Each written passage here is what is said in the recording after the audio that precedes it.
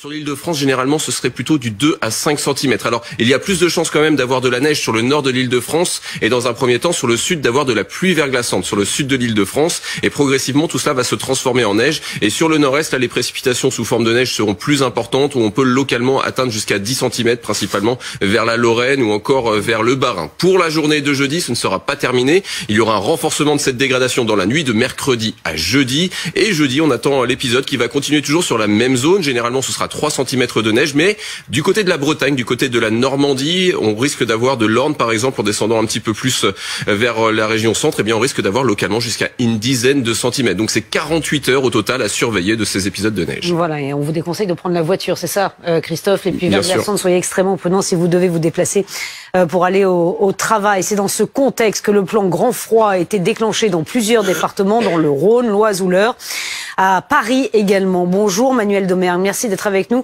Vous êtes directeur des études à la Fondation Abbé Pierre. On pense évidemment surtout à ceux qui ont froid, les sans-domicile. Combien de places vont être disponibles? Est-ce que vous avez une idée peut-être dans la capitale pour accueillir ceux qui sont en extérieur, et que faites-vous pour pouvoir les aider? Non, pour l'instant, il n'y a pas de nombre de places précises annoncées. La mairie de Paris, il y a quelques jours, avait proposé de mettre 1000 places à disposition de la préfecture, parce que c'est l'État qui les paye. Donc ça veut dire que ces places existent, mais encore faut-il les financer. Donc pour l'instant, un peu partout en France, ce qu'on voit, ce sont des ouvertures de gymnases, comme chaque hiver quand il fait très froid. C'est vraiment la moindre des choses, mais c'est très inconfortable. On n'habite pas dans un gymnase, évidemment, on fait du sport. Donc mettre en place ces solutions vraiment de moindre mal ne sont pas des réponses satisfaisantes. L'hébergement en tant que tel serait plus satisfaisant, un hébergement stable, de bonne qualité, mais la vraie réponse, ça reste quand même du logement, et c'est ça qui manque aujourd'hui. Mais Manuel Domergue, on est évidemment bien d'accord avec votre constat. Je vais rebondir sur ce que disait Yann Brossat tout à l'heure, qui est maire adjoint de Paris, qui nous disait qu'hier, 900 personnes avaient appelé au 115 et n'avaient pas trouvé de solution d'hébergement. Que peut-on faire là tout de suite, immédiatement, dans les prochaines heures? Oui, évidemment, pour les personnes qui appellent le 115, là, il y a une urgence. Il y a une urgence parce qu'il fait froid, mais il y a une urgence parce qu'ils sont à la rue de manière générale.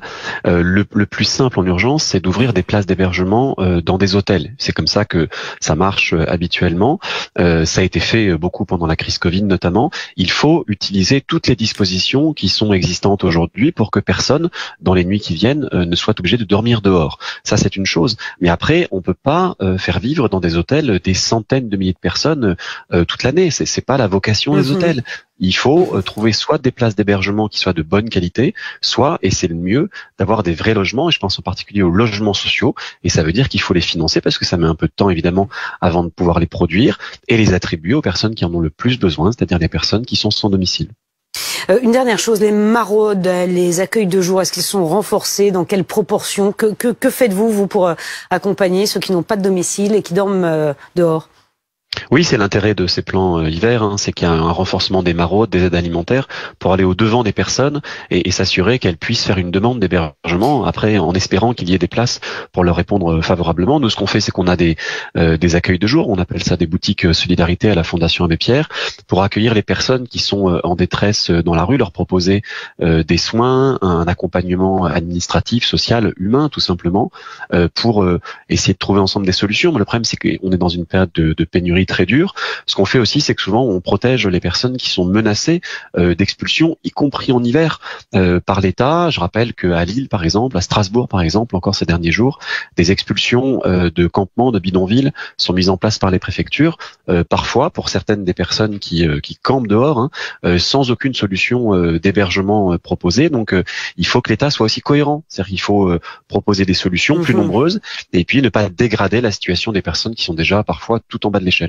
Merci beaucoup Manuel Domergue. Je vais donner ce chiffre. En 2021, au moins 620 personnes sans domicile sont mortes de froid en France, d'après le collectif Morts de la rue.